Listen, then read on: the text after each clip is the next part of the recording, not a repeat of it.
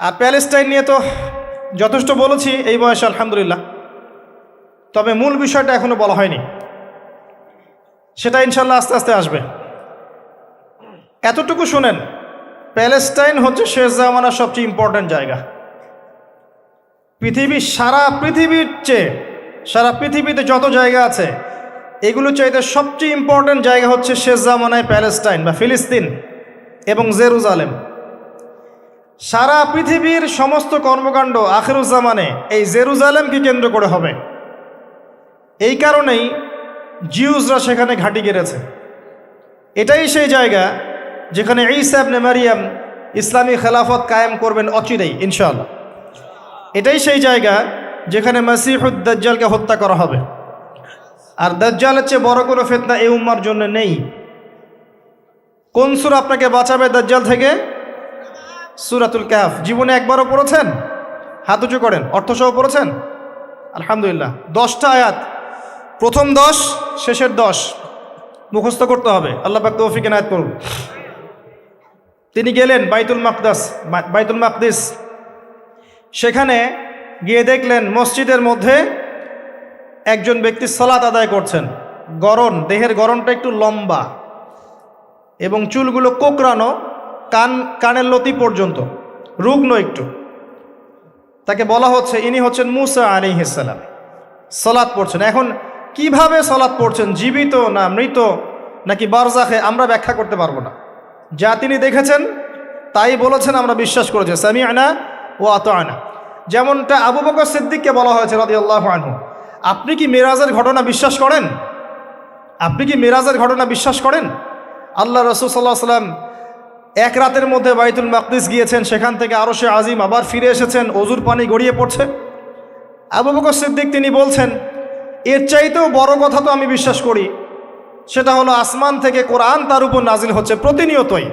যে আল্লাহ তার উপর কোরআন নাজিল করতে পারেন, তাকে আসমানে নিয়েও যেতে পারেন, এটা অবিশ্বাস করার কি আছে? এরপর থেকে তার নাম হয় কি? সিদ্দিক। তো আমরা ওই দিকে যাওয়ার চেষ্টা করি। নবীজি বলেছেন, ব্যাস সত্য। এবং এখানে ঢোকার আগে একটা পাথরের মধ্যে এই বোরাকটাকে বেঁধে রাখা হয়। আরেকজন ব্যক্তিকে দেখেছেন যার গড়ন ফর্সা এবং লালচে, এই দুইটা কালারকে মিক্স করলে যেমন গায়ের রং হবে এমন, এবং চুলগুলো হচ্ছে অনেক সোজা, সিল্কি শব্দটা আমি বুঝলাম, চুলগুলো অনেক সোজা, এটা আমার কথা, স্বচ্ছ ঝকঝকে চুল। তো গায়ের গড়নটা খুব বেশি লম্বাও না, খুব বেশি খাটোও না। নবীজিকে বলা হচ্ছে ইনি হচ্ছেন ঈসা ইবনে মারিয়াম। নবী সাল্লাল্লাহু আলাইহি ওয়াসাল্লাম আরেকজনকে দেখলেন যার গড়নটা হুবাহু নবী সাল্লাল্লাহু আলাইহি ওয়াসাল্লামের মতোই। এবার তাকে বলা হলো ইনি হচ্ছেন আদি পিতা ইব্রাহিম আলাইহিস সালাম। ইব্রাহিম আলাইহিস সালামের সাথে আমাদের নবী সাল্লাল্লাহু আলাইহি ওয়াসাল্লামের পুরো ফিজিক্যালিও মিল ছিল এবং জীবনের যে গতি এখানেও মিল ছিল। হয়তোবা এই কারণেই আমরা দরুদ ইব্রাহিমে অন্য নবীর নাম না নিয়ে ইব্রাহিম আলাইহিস সালামের নামটা নিচ্ছি। আল্লাহু আলাম, আল্লাহ ভালো জানেন। যখন নবীর নাম আসবে সবাই কমসে কম সাল্লাল্লাহু আলাইহি ওয়াসাল্লামটুকু বলবেন মনে মনে। এবার সেখানে নবী সাল্লাল্লাহু আলাইহি ওয়াসাল্লাম সমস্ত নবীদেরকে নিয়ে 2 রাকাত সালাত পড়লেন। তিনি ইমামতি করলেন। নবীদের ইমাম হচ্ছেন আমাদের নবী মুহাম্মদুর রাসূলুল্লাহ সাল্লাল্লাহু আলাইহি ওয়াসাল্লাম। আল্লাহ পাক আমাদের সবাইকে তার সুন্নাহগুলো আমল করার তৌফিক দান করুন। আমাদের প্রতিটা কাজ যেন তার সুন্নাহ মতো হয়, আল্লাহ পাক সে তৌফিক এনায়েত করুন। এরপর নবী সাল্লাল্লাহু আলাইহি ওয়াসাল্লামকে নিয়ে যাওয়া হচ্ছে আকাশে। প্রথম আকাশের দরজা আছে। এখন নাসা যদি আবিষ্কার করতে ব্যর্থ হয়, আমাদের কিছু করার নাই, আকাশের দরজা আছে। ওরা যদি বলে জান্নাত জাহান্নামের ব্যাখ্যা কি, জান্নাত জাহান্নাম তো সায়েন্স প্রমাণ করতে পারছে না, তাহলে এগুলোর কি ব্যাখ্যা? আমরা বলবো এটা সায়েন্সের ব্যর্থতা, জান্নাত জাহান্নামের অস্তিত্বের ব্যর্থতা নয়, এটা সায়েন্সের ব্যর্থতা। আছে, খুঁজতে থাকেন, একদিন পাবেন ইনশাআল্লাহ। তবে পাওয়ার আগে যে কিয়ামত হয়ে যাবে এটা নিশ্চিত, পাওয়ার আগে কিয়ামতই হয়ে যাবে। আমরা কারেন্ট অ্যাফেয়ার্সে দেখেছিলাম কয়েকদিন আগে একটা গ্রহের সন্ধান পাওয়া গেছে। এই গ্রহটা ডায়মন্ড দিয়ে তৈরি, হীরার। এখন বিশ্ববাসী বিশ্বাস করছে হ্যাঁ হীরার গ্রহ আছে। কথা বুঝতে পারছেন? আল্লাহ পাক কোরআনে বলেছেন জান্নাতের মাটি হবে সোনার, আছে না, সোনার, মতির, জহরতের। তো যদি কখনো দেখবেন সায়েন্স বলে যে হ্যাঁ এমন একটা গ্রহ পাওয়া গেছে পৃথিবী থেকে কয়েক কোটি আলোকবর্ষ দূরে, গ্রহের নাম হচ্ছে JNAXYZ.000 অমুক, এদের নামগুলো এমন ভয়ঙ্কর হয় আর কি, তখন দেখবেন বিশ্বের মানুষ বিশ্বাস করবে না বিশ্বাস? নিশ্চিত বিশ্বাস করবে। আমাদের পুরো চিন্তাটাই এখন এমন, সায়েন্স বললে হ্যাঁ আমি হ্যাঁ, ও যদি বলে না আমি না। 20 সেকেন্ড হাত দাও, 20 সেকেন্ডই। মাস্ক না পরলে যাবে না, ভাইরাস যাবেই না, পড়তেই হবে। 3 ফিট দূরে দাঁড়াও, 4 ফিট দূরে দাঁড়াও, ও যা বলবে তাই। এটা শিরক। মসজিদের মধ্যে আমরা বানরের মতো নামাজ পড়ছি, জাস্ট লাইক ডঙ্কিস, 4 ফিট দূরে দূরে এক একজন। সুবহানাল্লাহ, মাঝখানে কি শয়তানের জন্য? বাকি সবখানে এক জায়গায় একত্রিত হওয়া যাচ্ছে। মসজিদে গেলে 1000টা রেস্ট্রিকশন, কি সমস্যা? সমস্যা কোথায়? চেহারা ঢেকে নামাজ হয় মসজিদে? বড় বড় ওলামায়ে কেরামদের কাছে ফতোয়া নেন। একটা বিশ্বাস, একটা ভয়, একটা আতঙ্ক। আর কিছু কিছু মিডিয়ার কাজ হচ্ছে মানুষকে আতঙ্কিত করা। আজকে কয়টা মরলো, আজকে কয়টা আক্রান্ত হলো, আজকে কয়টা কী হলো। মানুষের সাইকোলজিক্যালি এমন, মানে মাইন্ডসেটটা তৈরি করা হচ্ছে এমন যে ভয়, আতঙ্ক। কেন ভাই, মরবেন না কখনো? সতর্ক থাকার নাম কি এরকম করা? সারা বিশ্বের মানুষকে ভয় দেখিয়ে আতঙ্কিত করে ফেলা হচ্ছে। আর ওইদিকে দেখেন যাদের যুদ্ধ করার যুদ্ধ করছে, যাদের যা কিছু করার তাই করছে। সারা ওয়ার্ল্ড অ্যাফেয়ার্স কি থেমে আছে? মানুষের দৃষ্টিভঙ্গিকে একদিকে ফোকাস করিয়ে দেয়। আমরা বলছি না যে ভাইরাসের অস্তিত্ব নাই, কিন্তু আল্লাহর চেয়ে বেশি ভয় তাকে করতে হবে কেন? বিগত 1 বছরে যতগুলা মানুষের সাথে আমি মোসাফা করেছি, এতদিনে আমার কবরে থাকার কথা ছিল, যদি সায়েন্স সত্য হয়। কথা কি বুঝতে পারছেন না? এখন আপনি আমাকে ব্যাখ্যা দেন যে আমার কেন হয় নাই, ব্যাখ্যা দেন। কি ব্যাখ্যা দিবেন আপনি আমাকে? প্রতিটা দিন ইভেন এই মাহফিলের সিজনে প্রতিটা দিন মিনিমাম 100-200 মানুষের সাথে আমি মোসাফা করেছি, এবং সবাই এটা সাক্ষী। একটা দিন আমার জ্বর আসে নাই, এর কি ব্যাখ্যা দিবেন? সায়েন্স যদি এটাই বলে যে মোসাফা করলেই ভাইরাস হবে, মোসাফা করলেই ভাইরাস হবে, তাহলে আমার হইল না কেন? এর ব্যাখ্যা দেন। কোনো ব্যাখ্যা নাই। এরপরেও আল্লাহ বিশ্বাস করবে না, এরপরেও আল্লাহ বিশ্বাস করবে না। জামজাম কূপের পানির ব্যাখ্যা দেন, কিভাবে এত পানি চলছে, শেষ হচ্ছে না কেন? আমাদের চিন্তা ভাবনা চেঞ্জ করেন। ও যা বলবে তার 100% সত্যি হতে হবে এমন নয় বিষয়টা। এর উপরে আল্লাহ পাকের জ্ঞান আছে, আল্লাহর হুকুম চলে, আল্লাহর হুকুমই সব কিছু। এর বাইরে মানুষ প্রোটেকশন নিবে, সুস্থ থাকবে, সে তার মেডিকেল রুটিনগুলো ঠিকঠাক মতো চলবে, ঠিক আছে, কিন্তু এত বেশি কেন মাথায় নিতে হবে যে আল্লাহকেই মানুষ ভুলে যাচ্ছে? সব কিছুর ঊর্ধ্বে মনে হয় যে বস্তুবাদিতে আল্লাহ অনেক পরের আল্লাহ। ব্যাপারটা কেন এমন কেন হলো? আমরা দিন দিন আমাদের সাইকোলজি এমন জায়গায় নিয়ে যাচ্ছি যে চিন্তা ক্ষেত্রে আমরা বুদ্ধিবৃত্তিকভাবে শিরক করছি। আল্লাহ পাক বোঝার তৌফিক দান করুন, আমিন। আসেন, কোন জায়গায় ছিলাম? প্রথম আকাশ, আকাশের দরজা আছে, নক করা হচ্ছে। আরেকটা কথা বলি, এই পুরো মহাবিশ্বে যতদূর পর্যন্ত আলোচনা হয়েছে এগুলো প্রথম আকাশের অন্তর্ভুক্ত, এরপরে দ্বিতীয় আকাশ। কথা কি বুঝতে পারছেন? এই সব কিছু প্রথম আকাশের মধ্যে, এত গ্যালাক্সিস, এত গ্রহ, এত নক্ষত্র সব কিছু। ওই দিক থেকে আওয়াজ আসছে যে কে আপনারা, কে? জিবরাইল আলাইহিস সালাম বলছেন আমি জিবরিল। ওই দিকের প্রহরী বলছেন আপনাকে কি পাঠানো হয়েছিল? জিবরিল আমিন বলছেন হ্যাঁ আমাকে পাঠানো হয়েছে। আপনার সাথে কে? আপনার সাথে, আমার সাথে মুহাম্মদুর রাসূলুল্লাহ সাল্লাল্লাহু আলাইহি ওয়াসাল্লাম। দরজা খুলে দেয়া হল, প্রবেশ করা হলো। তিনি দেখলেন একজন ব্যক্তি একবার ডানে তাকাচ্ছেন, একবার বামে তাকাচ্ছেন। ডান দিকে তাকাচ্ছেন, হাসছেন, বাম দিকে তাকাচ্ছেন, কাঁদছেন। নবী সাল্লাল্লাহু আলাইহি ওয়াসাল্লাম জিজ্ঞাসা করলেন উনি কে আর উনি এমন করছেন কেন? তাকে বলা হলো তিনি হচ্ছেন আমাদের সবার আদি পিতা আদম আলাইহিস সালাম। যখন ডান দিকে দেখছেন, ডান দিকের রূহগুলো হচ্ছে জান্নাতি রূহ, এগুলোকে দেখে তিনি হাসছেন। তার সন্তানদের মধ্যে এই মানুষগুলো জান্নাতে যাবে। যখন বাম দিকে তাকাচ্ছেন তার সন্তানদের এই রূহ দেখে তিনি কষ্ট পাচ্ছেন, এরা জাহান্নামে যাবে। আর আমি বলে রাখি, সহিহ বুখারীতে 4 বার হাদিসে এসেছে যে আদম আলাইহিস সালামকে কিয়ামতের মাঠে আল্লাহ পাক ডেকে নিয়ে আসবেন এবং বলবেন, তোমার সন্তানদের মধ্য থেকে জান্নাতি জাহান্নামী আলাদা করে দাও। আদম আলাইহিস সালাম বলবেন, কতজন হে আল্লাহ? আল্লাহ বলবেন, প্রতি 1000-এ 999 জনকে জাহান্নামের জন্য আলাদা করে দাও। বলেন নাউযুবিল্লাহ। ইন্না লিল্লাহ ওয়া ইন্না ইলাইহি রাজিউন। প্রত্যেক 1000-এ 999 জন মানুষ জাহান্নামে যাবে। আল্লাহ পাক আমাদেরকে হেফাজত করুন, আমিন। তবে সবচেয়ে বেশি মানুষ যারা জান্নাতে যাবে তারা এই উম্মতের মধ্যে, এটা সুখবর।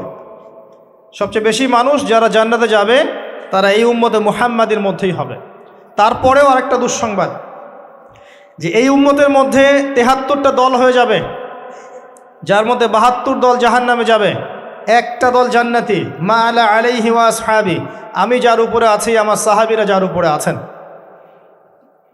অতএব আমরা আমাদের আকীদা আমলগুলোকে আল্লাহ রাসূল সাল্লাল্লাহু আলাইহি ওয়াসাল্লাম এবং সাহাবীদের আকীদা আমলের সাথে মিলাই, ইনশাআল্লাহ আমরা জান্নাতে যাব। আরেকটা কথা হচ্ছে, এই উম্মতের মধ্যে যারা শিরক না করে মারা যাবে, শিরকের গুনাহ না করে মারা যাবে, হয়তো অন্য অন্য বড় গুনাহ আছে, আল্লাহ চাইলে তাদের সমস্ত গুনাহকে মাফ করে জান্নাতে দিতে পারেন। সাবধান থাকবেন শিরক থেকে। আল্লাহ পাক সবাইকে শিরক থেকে মুক্ত রাখুন, আমিন।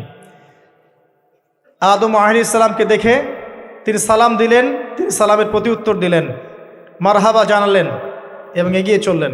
দ্বিতীয় আসমানে নবী সাল্লাল্লাহু আলাইহি ওয়াসাল্লাম সাক্ষাৎ হচ্ছে দুজন নবীর সাথে। একজন ঈসা ইবনে মারইয়াম, নাম শুনেছেন? তিনি সেই নবী যিনি মসিহুদ দাজ্জালকে হত্যা করবেন এবং এই পৃথিবীতে তিনি আবারও ফিরে আসবেন ইনশাআল্লাহ। ন্যাটো ওকে ঠেকাতে পারবে না, জিউসরা তাকে ঠেকাতে পারবে না, ইসলামের অন্যান্য যে বিরোধী শক্তি তারা তাকে ঠেকাতে পারবে না। তিনি পৃথিবীতে আসবেন, সিরিয়ার দামেস্কের সাদা মিনারের উপরে তিনি অবতরণ করবেন 2 জন ফেরেশতার কাঁধে ভর দিয়ে। যখন তার চুল দিয়ে টপ টপ করে পানি পড়তে থাকবে এবং এই ঘামগুলো বা পানিগুলো দেখতে মুক্তার মতো মনে হবে। হাদিস এভাবে স্পষ্ট এসেছে, হাদিস এভাবে স্পষ্ট এসেছে, টাটকা। যে কোনো আলেমকে জিজ্ঞাসা করেন, আপনাকে বলে দিবেন ইনশাআল্লাহ। তিনি হত্যা করবেন মসিহুদ দাজ্জালকে প্যালেস্টাইনের বাবেলুদ নামক জায়গায়। বাবেলুদ কোথায় এখন দেখে নিয়েন, ওই জায়গাটা কাদের দখলে আছে। তার সাথে আরেকজন নবীকে দেখলেন, নবী সাল্লাল্লাহু আলাইহি ওয়াসাল্লাম, তার নাম ইয়াহইয়া আলাইহিস সালাম, ঈসা ইবনে মারইয়ামের খালাতো ভাই, বা দুজনের মাঝখানে একটা সম্পর্ক আছে, আমি এই মুহূর্তে ভুলে গেছি, এরকমই কিছু একটা হবে। ইয়াহইয়া আলাইহিস সালাম সেই নবী যার নাম আল্লাহ পাক নিজে রেখেছেন, সুবহানাল্লাহ। তিনি সাইয়্যেদ ছিলেন, নেতা ছিলেন, নবী ছিলেন। একইভাবে সালাম বিনিময় হলো, নবীজি এগিয়ে চললেন সাল্লাল্লাহু আলাইহি ওয়াসাল্লাম। তৃতীয় আকাশে তিনি দেখলেন আরেকজন নবী, তাকে বলা হলো তিনি হচ্ছেন ইউসুফ আলাইহিস সালাম, যাকে পুরো পৃথিবীর অর্ধেক সৌন্দর্য দেওয়া হয়েছে। আর আপনারা জানেন সূরা ইউসুফ একটা সূরাই আছে, আর এই সূরা ইউসুফ জুলাইখার প্রেম কাহিনী নয়, বরং এই সূরা হচ্ছে ইউসুফ আলাইহিস সালামের সাথে তার পিতা ইয়াকুব আলাইহিস সালামের প্রেম কাহিনী। ভালো করে পড়ে দেখবেন। কিভাবে বললাম?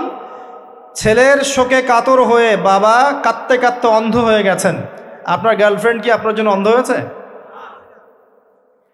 যখন ইউসুফ আলাইহিস সালাম একটা রুমাল পাঠালেন, মনে আছে, তার বাবার চোখে দেওয়ার জন্যে, দূর থেকে যোজন যোজন দূর থেকে তার পিতা বলছেন, আমি ইউসুফের গন্ধ পাচ্ছি। বাবার ছেলের এমন প্রেম কাহিনী আপনি কোথাও পাবেন না। এটা সূরা ইউসুফ, পড়ে দেখেন। আর ইউসুফ আলাইহিস সালামের যে চরিত্র ছিল, তার চেহারার চেয়ে চরিত্র আরও বেশি সুন্দর ছিল। তাকে জেনার অফার করা হচ্ছে, তিনি বলছেন আল্লাহকে আমি ভয় করি। আর যুবকদেরকে আমরা বলতে চাই যে যদি আপনি জেনা থেকে দূরে থাকতে পারেন, যদি শুধু জেনা থেকে দূরে থাকতে পারেন, আল্লাহ পাক আপনার যে কোনো দোয়া কবুল করবে ইনশাআল্লাহ। নিশ্চিত মৌতের হাত থেকে আল্লাহ আপনাকে বাঁচাতে পারেন যদি আপনি জেনা ছাড়তে পারেন। জেনা মানে শুধু ফিজিক্যাল রিলেশন নয়, জেনা মানে রাতের বেলা জেগে কথা বলাও, অনলাইনে চ্যাটিং করাও, আপনার বান্ধবীর সাথে কফি খাওয়াও, সব কিছুই জেনার অন্তর্ভুক্ত। এগুলো ছাড়তে পারলে আল্লাহ পাক আপনার দোয়া কবুল করবেন। ওইভাবে যে 3 জন ব্যক্তি গুহায় আটকা পড়েছিল, মনে আছে? গুহার মুখের মধ্যে একটা পাথর এসে গেল, সবাই বলছে আজকে আর বাঁচার বুদ্ধি নাই, নিজের আমল দিয়ে আল্লাহর কাছে বাঁচতে চাও। তার মধ্যে একজন বলছে আল্লাহ, আমার চাচাতো বোন ছিল, তাকে পেতে চাইতাম, সে রাজি হয়ে গিয়েছিল 100 স্বর্ণ মুদ্রার বিনিময় করতে তার রানের মাঝখানে। সে ওই সময় বলেছে তুমি আল্লাহকে ভয় করো, আমি মুদ্রাও দিয়ে দিয়েছি, ওখান থেকে আমি জেনা না করে চলে আসছি। আল্লাহ, এই কাজ যদি তোমার পছন্দ হয়ে থাকে, আজকে এই মৃত্যুর হাত থেকে আমাকে বাঁচাও। ওই পাথর সরে গেল। এটা দলিল দিলাম, জেনা ছাড়তে পারলে আপনার দোয়া, যে কোনো দোয়া আল্লাহ কবুল করবে ইনশাআল্লাহ। শুধু তাই নয়, আরশে আজিম আল্লাহ পাকের সবচেয়ে বড় সৃষ্টি, এর নিচে আল্লাহ পাক 7 শ্রেণীর মানুষকে ছায়া দিবেন। তার মধ্যে এক শ্রেণী হচ্ছে সেই যুবক যাকে কোনো সুন্দরী নারী আহ্বান করেছে খারাপ কাজ করার জন্যে, উচ্চ বংশের, সে বলেছে আমি আল্লাহকে ভয় করি। পারবেন ইউসুফের মতো হতে? আল্লাহ পাক তৌফিক ইনায়াত করুন, আমিন। আপনি জেনা থেকে দূরে থাকেন, আল্লাহ পাক আপনার ঘরে খাদিজা রাদিয়াল্লাহু আনহার মতো মেয়ে দিবে ইনশাআল্লাহ। আপনি 10টা ঘাটের পানি খেয়ে আসবেন, দেখবেন এমন বউ আল্লাহ কপালে জুটাইছে, সে মাশাআল্লাহ 20 ঘাটের পানি খাওয়া। হ্যাঁ, কিফাউন কিরাম, আল্লাহ পাক একদম দুনিয়াতে ইকুয়ালি ডিল করেন। আল্লাহ পাক আপনাদের প্রত্যেকের পারিবারিক জীবনটা সুখী করুন, দোয়া করি, আমিন। ইউসুফ আলাইহিস সালাম তারপরে এগিয়ে চললেন, আর প্রত্যেক আকাশেই মারহাবা মুসাফা হচ্ছে এবং সালাম হচ্ছে। 4র্থ আকাশে নবী সাল্লাল্লাহু আলাইহি ওয়াসাল্লাম দেখছেন ইদ্রিস আলাইহিস সালাম।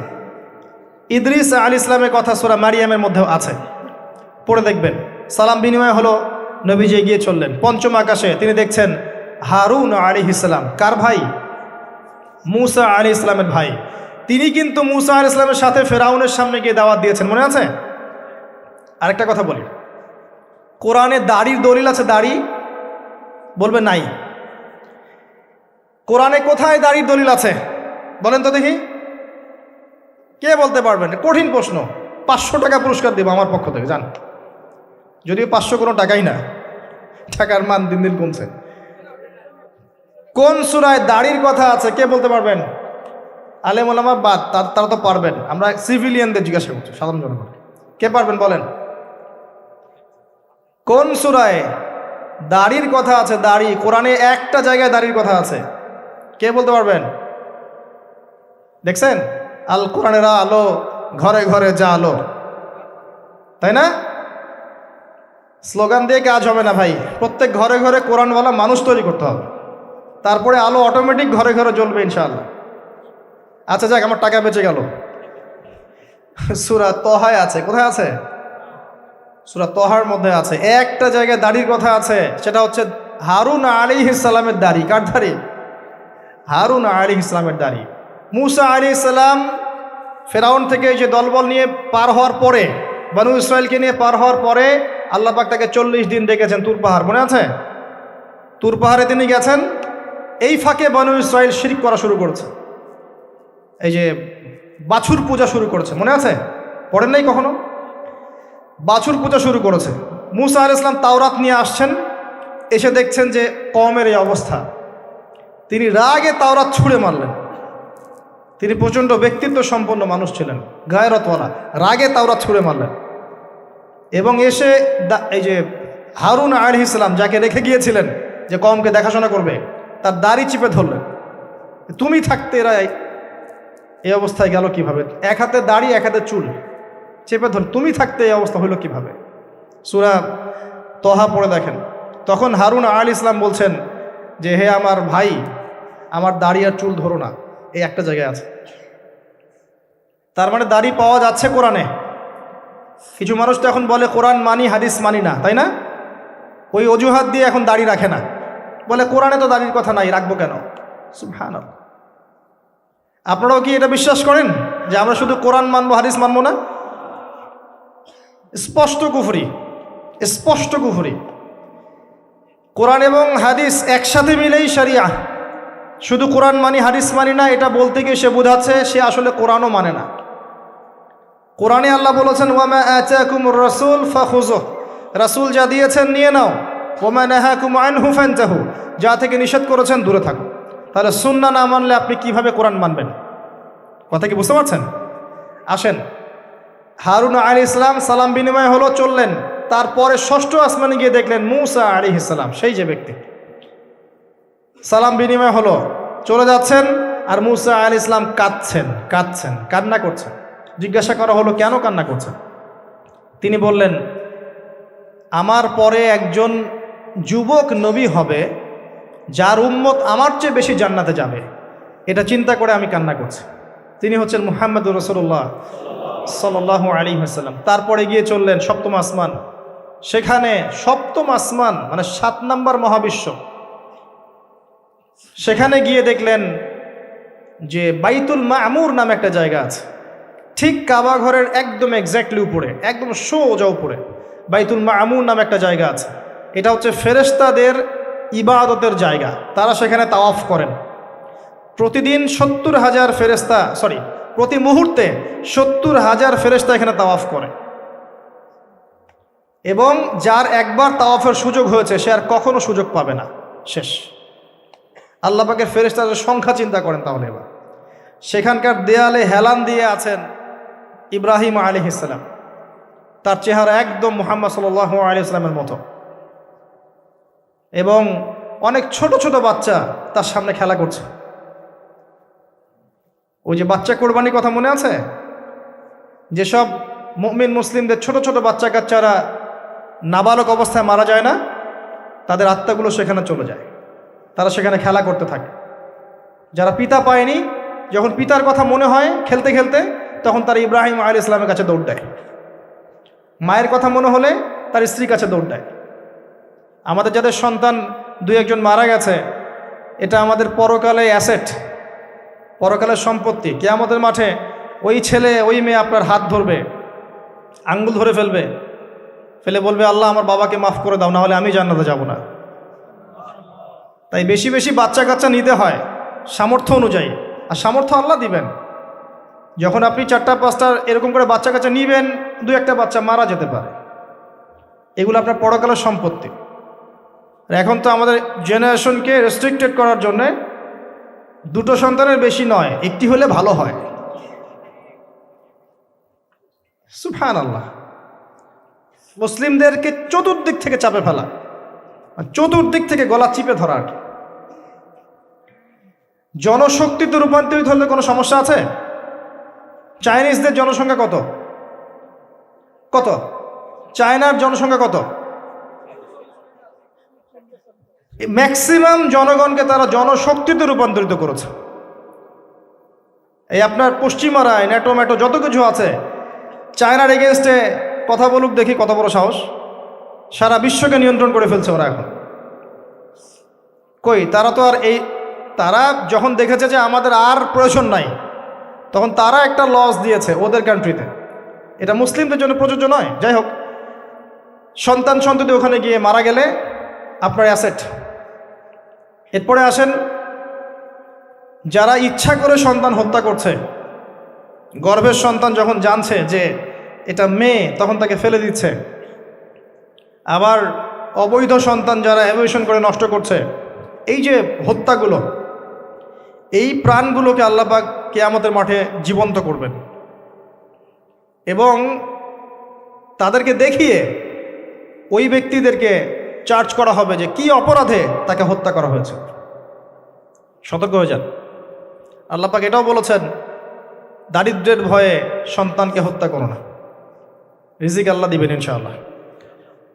এই সমুদ্রের কোটি কোটি মাছকে আল্লাহ পাক খাওয়াতে পারলে আপনাকে আমাকেও খাওয়াতে পারবে ইনশাআল্লাহ, যদি না আমরা আমাদের রিজিকটা সংকুচিত করে ফেলি। মানুষের রিজিক কেড়ে খাচ্ছে সুদের মধ্য দিয়ে। মানুষের রিজিক কেড়ে খাচ্ছে সুদের মধ্য দিয়ে, অন্য কোনো বিষয় নাই, সুদ, রিবা। আসেন, সপ্তম আসমানে এই অবস্থা। এরপরে নবী সাল্লাল্লাহু আলাইহি সাল্লামকে আরও সামনে নিয়ে যাওয়া হলো। এই জায়গার নাম সিদরাতুল মুনতাহা। কি নাম? সর্বশেষ জায়গা, যেখানে জিবরাইল আলাইহিস সালামও এর উপরে আর যেতে পারেন না। যদিও বা জিবরাইল আলাইহিস সালাম ফেরেশতাদের সর্দার, তিনিও যেতে পারেন না। তারপরে আরেকটা জগৎ আছে, ওই জগৎ থেকে আদেশ এই সিদরাতুল মুনতাহা পর্যন্ত আসে, এখান থেকে কালেক্ট করে নিচে নামানো হয়। আবার এখান থেকে কোনো আদেশ বা কোনো আদেশ না, এখান থেকে কোনো ফলাফল মুনতাহা পর্যন্ত নিয়ে যাওয়া হয়, সেখান থেকে উপরে তুলে নেওয়া হয়। ওটা একটা বর্ডার, কথা বুঝতে পারছেন? এটা একটা বর্ডার, নো ম্যানস ল্যান্ড। এই জায়গায় গিয়ে জিবরাইল আলাইহিস সালাম নিজের আকৃতিতে আসলেন, 600টা পাখা। কতগুলো পাখা? 600 পাখা। নবী সাল্লাল্লাহু আলাইহি ওয়াসাল্লাম একটু বিব্রত বোধ করছিলেন, তিনি আবার আগের রূপে ফিরে আসলেন। এই জায়গায় বাহন চেঞ্জ করা হলো। এখানে নবী সাল্লাল্লাহু আলাইহি ওয়াসাল্লাম বলেছেন, আমি সিদরাতুল মুনতাহায় এমন কিছু রং দেখেছি, এত অপরূপ সৌন্দর্য দেখেছি, যেটা কোনো মানুষের পক্ষে ভাষায় প্রকাশ করা সম্ভব না। এটা শেষ সীমানা, এবং এটা একটা বড়াই গাছের মতো দেখতে, সরি বড়ই গাছ, বড়াই গাছ না, আসলে বড়ই গাছের, কুল গাছের মতো দেখতে। এরপর আরেকটা বাহন আনা হলো, এটা বাহন চেঞ্জ করা হলো। এবার তিনি আরও ঊর্ধ্বে উঠে যাচ্ছেন, উঠছেন উঠছেন উঠছেন। একটা পর্যায়ে ওই জগতে যে ফেরেশতারা আছেন, যারা আল্লাহ পাকের আদেশ লিখছেন, ওই আদেশগুলো লিখার যে কলমের খসখস শব্দ, এটা নবীজি শুনতে পারলেন। সুবহানাল্লাহ। নূরের পর্দার কাছাকাছি তাকে নিয়ে যাওয়া হলো, একদম আল্লাহ পাকের কাছাকাছি, আরো সে আজিমের কাছাকাছি। এখানে আল্লাহ রাব্বুল আলামিন সরাসরি তার সাথে কথা বললেন, যা ওহী করার তা করলেন, এবং স্পেশালি 3টা গিফট বা হাদিয়া দিলেন। কয়টা? 1 নাম্বার 50 ওয়াক্ত নামাজ। কত ওয়াক্ত? 2 নাম্বার সূরা বাকারার শেষের 3 আয়াত, সূরা বাকারার শেষের 3 আয়াত। আর 3 নাম্বার হচ্ছে একটা ঘোষণা, হে নবী মুহাম্মদ সাল্লাল্লাহু আলাইহি ওয়াসাল্লাম, তোমার উম্মতের কোনো ব্যক্তি যদি আমার সাথে শিরক না করে মারা যায়, আমি তাকে জান্নাতে দিয়ে দিব ইনশাআল্লাহ। আজকে এই মেরাজুন নবী নিয়ে অনেক আলোচনা হবে, কিন্তু আলোচনা হওয়ার পরে আমরা যদি এই নামাজের পাবন না হতে পারি, সূরা বাকারার শিক্ষা নিতে না পারি, বা শেষের আয়াত মুখস্থ করতে না পারি, শিরক ছাড়তে না পারি, আদতে আলোচনার কোনো ফায়দা নেই। কথা বুঝতে পারছেন? এখানকার 3টা মৌলিক হাদিয়া তিনি নিয়ে আসছেন। এবার নিচে নামছেন, ওই যে 6ষ্ঠ আসমানে অপেক্ষা করছেন কে? মূসা আলাইহিস সালাম। কোথায় যাচ্ছেন? এই কি হলো আল্লাহর সাথে কথাবার্তা, এই হয়েছে। কি দিয়েছে আপনাকে? 50 ওয়াক্ত নামাজ। বলেন কি 50 ওয়াক্ত নামাজ? আমার উম্মতে 2 ওয়াক্ত নামাজ ছিল, পড়তে পারে নাই। পারবেন আপনার উম্মত? আপনি ফিরে যান, নামাজ কমিয়ে নিয়ে আসেন। লজ্জাবোধ করলেন নবী সাল্লাল্লাহু আলাইহি ওয়াসাল্লাম, তাও ফিরে গেলেন। 50 থেকে 45, 45 থেকে 40, 40 থেকে 35, করতে করতে করতে করতে 5। এবারও মূসা আলাইহিস সালাম বলছেন ফিরে যান, পারবে না আপনার উম্মত। মূসা আলাইহিস সালাম কত দূরদর্শী ছিলেন দেখেন, পারে উম্মত? ম্যাক্সিমামই তো পারে না, কথা ঠিক আছে না? ম্যাক্সিমাম উম্মতই কিন্তু পারছে না 5 ওয়াক্ত নামাজ পড়তে। তো মূসা আলাইহিস সালামের দূরদর্শিতা ঠিকই ছিল, পারবে না আপনার উম্মত। তিনি লজ্জাবোধ করলেন। আল্লাহ পাক বললেন, তোমার উম্মতের জন্য 5 ওয়াক্তই ফিক্স করলাম, কিন্তু যদি 5 ওয়াক্ত তারা ঠিকঠাক মতো আদায় করে 50-এর নেকি দিয়ে দিব ইনশাআল্লাহ। এবং আরেকটা ঘোষণা দিলেন, সেটা হচ্ছে যে তোমার উম্মতের যে কোনো ভালো কাজকে 10 দিয়ে গুণ করে দেয়া হবে। একটা নেকির কাজ করবেন, 10 গুণ বৃদ্ধি করা হবে, কিন্তু একটা গুনাহ করলে 10 দিয়ে গুণ করা হবে না, একই থেকে যাবে। এবং আপনার উম্মতের কোনো ব্যক্তি যদি কবিরা গুনাহ ছেড়ে দেয়, কবিরা গুনাহ তো বোঝেন, বড় বড় গুনাহ ছেড়ে দেয়, তার সমস্ত সগীরা গুনাহ মাফ করে দেওয়া হবে। আর কি চাই?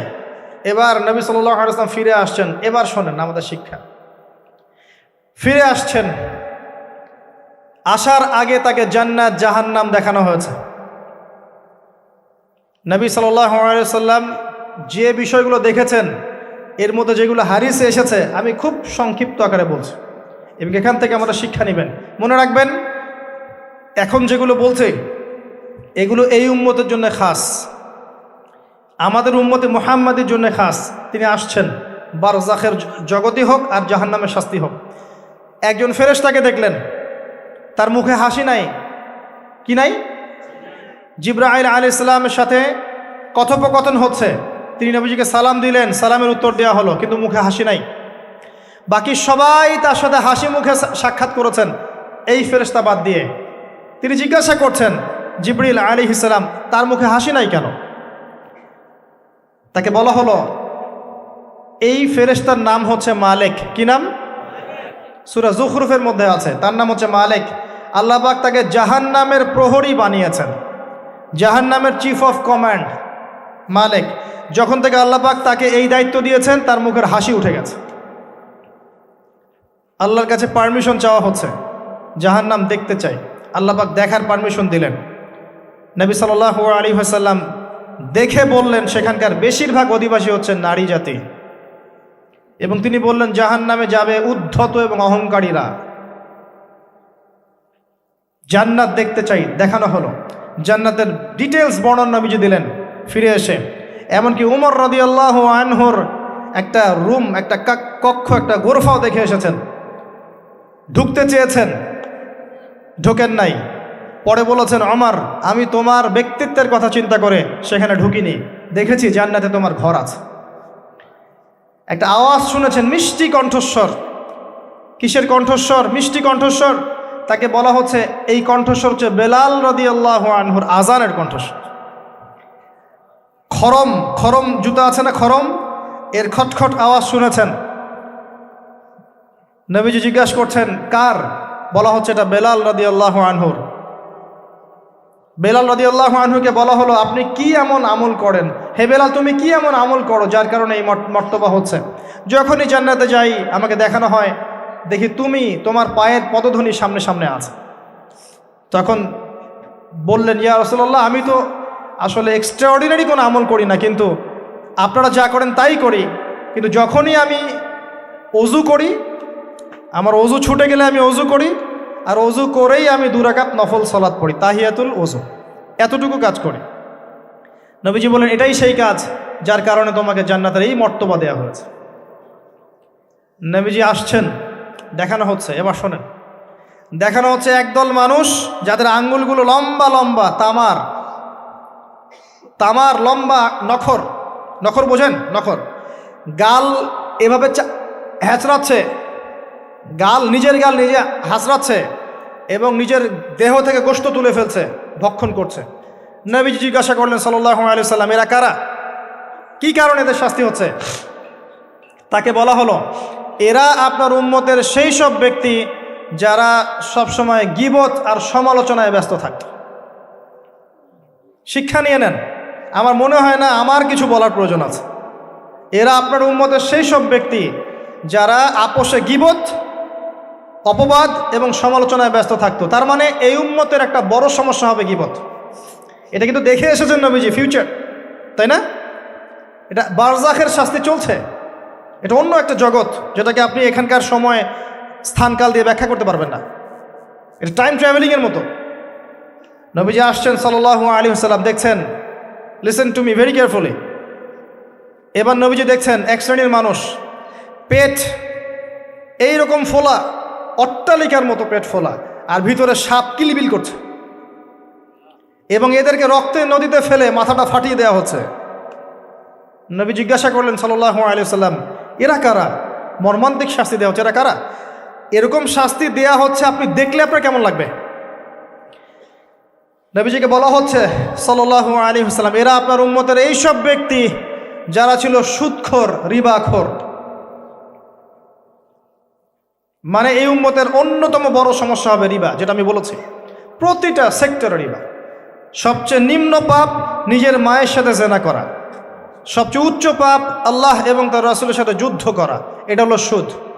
এবং এর বাস্তবতা হচ্ছে এই, ধনী দিন দিন ধনী হবে, গরিব দিন দিন গরিব হবে, এটা বাস্তবতা। রক্ত চুষে খাওয়া হয়, এই কারণে রক্তের নদীতে ফেলা হয়েছে। এবং সাপ খেয়েছে তারা, সাপ খেয়ে পেট ফুলিয়ে ফেলেছে। আমার মনে হয় না ব্যাখ্যা করার প্রয়োজন আছে। আর একটা হাদিস আগেই বলেছি, যে দেয়, যে নেয়, যে সাক্ষী থাকে, যে লিখে রাখে, সবাইকে সমানভাবে লানত করেছেন নবী সাল্লাল্লাহু আলাইহি ওয়াসাল্লাম। নবীর লানত নিয়ে হাউজে কাউসারের পানি কোশ্চিন কালো পাবেন না, কবরের উত্তর দিতে পারবেন না। এমনকি এই নবী সাল্লাল্লাহু আলাইহি ওয়াসাল্লামের সুপারিশ আপনার কপালে নাও জুটতে পারে, সতর্ক হয়ে যান। না খেয়ে থাকেন, সুদ খায়েন না। না খেতে খেতে না খেয়ে মারা যান, তাও সুদ খায়েন না। আর যদি আপনি আল্লাহর জন্য ছাড়তে পারেন, আল্লাহর জন্য ছেড়ে দেন, আল্লাহ পাক আপনাকে বেহিসাব রিজিক দেবে ইনশাআল্লাহ। যাররা পরিমাণ সন্দেহ করবেন না যে আল্লাহ কি দিবেন না দিবেন না, আল্লাহ পাক অবশ্যই দিবেন ইনশাআল্লাহ। ওয়া মান ইয়াতাওয়াক্কাল আলাল্লাহ ফাহুয়া হাসবুহ, যে আল্লাহর উপর তাওয়াক্কুল করে আল্লাহ পাক একাই তার জন্য যথেষ্ট, আল্লাহ পাক যথেষ্ট। ওয়া ইয়ারযুকু মান ইয়াশা বিগাইরি হিসাব, আল্লাহ পাক বেহিসাব রিজিক দেন যাকে চান। মিন হাইসু লা ইয়াহতাসিব, এমন উৎস থেকে রিজিক দিবেন যে সে কল্পনা করে নাই। ছেড়ে দেন। কিন্তু বিশ্বের শুরু থেকে নিচ পর্যন্ত রিবা দিয়ে ভর্তি। একটা ছোট্ট গ্রামে যাবেন, দেখবেন একাধিক সুদী এনজিও কাজ করছে। এখন মা বোনরাও খুব বেশি সুদ খায়, ব্যাংকের মধ্য দিয়ে, সমিতির মধ্য দিয়ে, এইটা ওইটা ছল চাতুরি ঘুরিয়ে ফিরে কতভাবে যে খাওয়া হয় আল্লাহ ভালো জানেন। আল্লাহ পাক আমাদেরকে এই মহামারী থেকে হেফাজত করুন। সবচেয়ে বড় মহামারী চলছে বিশ্বে, এই ইকোনমিক মহামারী, রিবা কেন্দ্রিক মহামারী, যেটা মুসলিমের ইমান আমল সব ধ্বংস করে দিয়েছে। আসেন, তিনি আসছেন, দেখলেন এক শ্রেণীর মানুষ আগুন, বড় বড় আগুনের দলা, এগুলো মুখে ঢুকাচ্ছে, পিছনের রাস্তা দিয়ে বের হয়ে যাচ্ছে। নাউযুবিল্লাহ পড়ি আমরা। জিজ্ঞেস করা হচ্ছে কারা এরা, মর্মান্তিক শাস্তি হচ্ছে। নবী সাল্লাল্লাহু আলাইহি ওয়াসাল্লামকে বলা হলো এরা আপনার উম্মতের সেই সব ব্যক্তি, listen to me very carefully, এরা আপনার উম্মতের সেই সব ব্যক্তি যারা ইয়েতিমদের মাল আত্মসাৎ করে খেত। আমার ব্যাখ্যা করার কোনো প্রয়োজন নাই, আপনারা সবাই শিক্ষিত মানুষ। এতিমের মাল আত্মসাৎ করলে যদি এই শাস্তি হয়, জনগণের মাল আত্মসাৎ করলে কি হতে পারে চিন্তা করে দেখেন। কি হতে পারে? এটা মানুষের হক, আল্লাহর কাছে ক্ষমা পাওয়া যাবে না, মানুষকে দিতে হবে। আরও এগিয়ে আসলেন, তিনি দেখছেন, এবার বলতে গিয়ে আমার বুক কাঁপছে। দেখলেন এক শ্রেণীর মানুষ জিহ্বাগুলোকে টানা হচ্ছে, আগুনের কেচি দিয়ে কেটে দেওয়া হচ্ছে, আবার জিহ্বা জোড়ো লাগছে, আবার কেটে দেওয়া হচ্ছে, চলতে আছে অনবরত, কন্টিনিউয়াসলি। আল্লাহর কাছে কায়ামনো বাক্যে দোয়া করি, এ সময় দোয়া কবুল হয়। আল্লাহ পাক যেন দোয়া আমাদের কবুল করেন, আল্লাহ পাক যেন আমাকে এবং আপনাদেরকে এদের অন্তর্ভুক্ত না করেন। জিজ্ঞেস করা হলো এরা কারা? নবী সাল্লাল্লাহু আলাইহি ওয়াসাল্লামকে বলা হচ্ছে এরা আপনার উম্মতের সেই সব ব্যক্তি যারা ছিল বক্তা, ওয়ায়েজ, যারা অনেক বক্তব্য করত, নিজে আমল করত না। আর এই মহামারী আমাদের মধ্যে ছড়িয়ে পড়েছে, কোনো সন্দেহ নাই। যদি না পড়তো তাহলে আমাদের কথায় মানুষের জীবন পরিবর্তিত হতো। খুব কম দেখা যায় যে আমাদের কথাগুলো আপনাদের কলবে তাসির হচ্ছে। তাসির তখন হবে যখন আমার মধ্যে আমলটা থাকবে। আর এখন তো আমরা ওয়াজ মাহফিলে প্যান্ডেলকে বানিয়েছি পলিটিক্যাল প্যান্ডেল, কোনো কোনো ক্ষেত্রে বানিয়েছি ভোট চাওয়ার প্যান্ডেল, কোনো ক্ষেত্রে বানিয়েছি যে জিকিরের নামে যাবতীয় বেদাতি কারবার হবে, গানের মতো ডিজে জিকির হয়, ডিজে জিকির। মানে কি যে হয়, যে আসবে তারও কত কাহিনী, আবার বিগ বিগ বাজেট, এইসব না মিললে আবার বক্তব্য হবে না।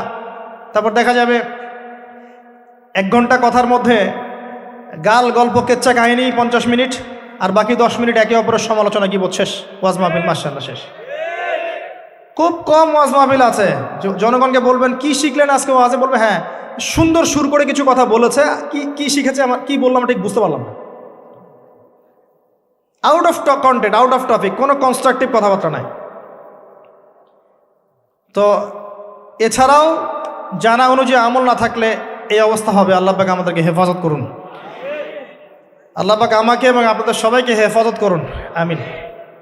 আরও এগিয়ে আসলেন, দেখা গেল এক শ্রেণীর মানুষ, যুবকরা খুব ভালো করে শোনেন এবং বিবাহিতরাও শোনেন, সামনে রাখা আছে ভালো গোশত, বাম দিকে রাখা আছে পচা গোশত, গন্ধ বের হচ্ছে। তারা এই পচা গোশত তুলে তুলে খাচ্ছে, গোগ্রাসে খাচ্ছে, ভালো গোশতের দিকে ভ্রুক্ষেপও করছে না। অবাক হয়ে নবী সাল্লাল্লাহু আলাইহি ওয়াসাল্লাম জিজ্ঞাসা করছেন এরা কারা? তাকে বলা হচ্ছে এরা আপনার উম্মতের সেই সব ব্যক্তি যাদের ঘরে পবিত্র স্বামী ছিল, বাইরে অন্য পরপুরুষের সাথে প্রেম করেছে, যাদের ঘরে পবিত্র স্ত্রী ছিল, বাইরে পরকিয়া করেছে। আর এখন যত মিডিয়া আছে দেখবেন, সিরিয়াল, মুভি, জাবি জাবি, এরা পরকিয়া শিখায়, জেনা এবং পরকিয়া শিখায়। খেয়াল করে দেখবেন, একটা ছেলে মেয়ের অবাধ মেলামেশা, হারাম মেলামেশাকে এমনভাবে উপস্থাপন করা হয়, মনে হয় এটা একটা পবিত্র ইবাদত মনে হয়। এবং বোঝানো হয় যে প্রেম তো পবিত্র, পবিত্র প্রেমে কি সমস্যা? আরে প্রেম পবিত্র তখন যখন আমি আমার স্ত্রীর সাথে প্রেম করব।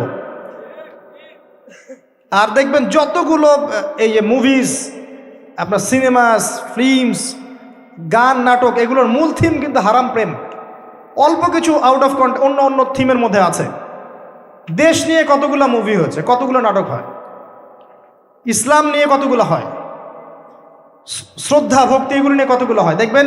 আর এই যে অন্য কান্ট্রির যে সংস্কৃতিগুলো ঢুকেছে, এইগুলোর মূল থিম দেখবেন পরকীয়া করাচ্ছে, পরকীয়া শেখায়, বেহায়াপনা শেখায়, কীভাবে শাশুড়ির সাথে ঝগড়া করতে হবে, কীভাবে বউ রেখে আরেকটা প্রেম করতে হবে, বউকে কেমন করে ব্লাফ দেওয়া যায়, এদিকে স্বামীর ব্লাফ কেমন করে দেওয়া যায়, এগুলোই শেখায়। এবং অনেক ক্ষেত্রে দেখা যায় তাদের দেশের মানুষ এগুলোর প্রতিবাদ করছে, আর আমাদের মা বোনরা এগুলো দিব্যি দেখছে, ডেইলি রুটিন, যে 3-4 ঘন্টা এগুলো দেখতেই হবে। বাঘের সামন থেকে আপনি হাড্ডি গোশত নিয়ে আসতে পারবেন, এইসব মেয়েদের হাত থেকে রিমোট নিতে পারবেন না। এর পরেও দেখবেন আপনি আবার নগ্ন ফিল্ম, পর্নোগ্রাফি আছে না, এগুলো আবার ফ্রি অ্যাক্সেস, আপনি চাইলে ইন্টারনেটে ঢুকবেন, দেখতে পারবেন। এটা কিন্তু আমরা রাষ্ট্রীয়ভাবে বন্ধ করতে পারতাম, যে আমার দেশে কোনো পর্ন সাইট চলবে না, কোনো পর্ন সাইট চলবে না। পর্নোগ্রাফি একমাত্র কারণ, সমস্ত কারণের সবচেয়ে বড় কারণ, বাকি কারণগুলো আছে, সবচেয়ে বড় কারণ, এর কারণে ধর্ষণ বাড়বে। যত বেশি পর্নোগ্রাফি প্রচলন ঘটবে তত বেশি ধর্ষণ বাড়বে। কারণ পর্ন দেখতে দেখতে মানুষের ভিতরটাকে পশু বানিয়ে ফেলা হয়, এবং এই পশু সুযোগ পেলেই একটা মেয়েকে ধর্ষণ করবে। হ্যাঁ, এর ভিতর থেকে বাইরে মনে হচ্ছে কোটটাই স্যুট পরে আছি, জুব্বা ডুব্বা পরে আছি, ভিতরটা পশু বানিয়ে ফেলা হয়। এবং দেখবেন ফাঁক পেলে মেয়েকে ধর্ষণ করবে, ফাঁক পেলে বাচ্চাকে ধর্ষণ করবে, প্রাইভেট পড়াতে গিয়ে ছাত্রীকে ধর্ষণ করবে, চাকরির ক্ষেত্রে মেয়েকে ধর্ষণ করবে। দেখবেন এই কাজগুলো হবে, সুযোগ পেলেই ধর্ষণ করবে, কারণ ইন্টারনালি সে বিস্ট হয়ে গেছে, জানোয়ার। কিভাবে হয়েছে? ওই পর্ন দেখতে দেখতে।